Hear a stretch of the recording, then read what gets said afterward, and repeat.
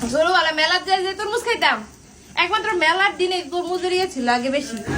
মেলায় তরমুজের যে স্বাদ ছোটবেলা কুনি ভাইয়ে পড়তো, সেই স্বাদ আজকে একদম অথেন্টিক তরমুজের স্বাদ পাইলাম। মানে মনে হচ্ছে মেডিসিন ছাড়া। হ্যাঁ, ক্রেডিট আমার ভাইজানের। গুড়া ধন্যবাদ তোমাকে।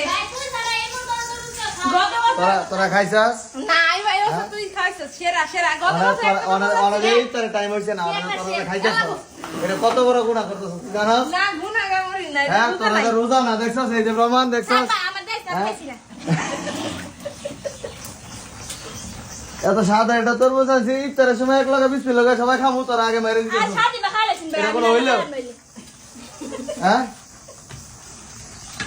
লোক সামলাইতে পারি না। বাইরে সাবান লাগে না, খালি বলে যাবো এটা।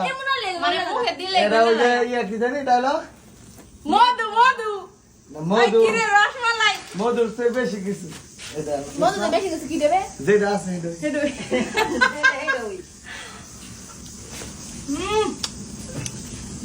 দেখ আমার রোজা অস্থির ভাই।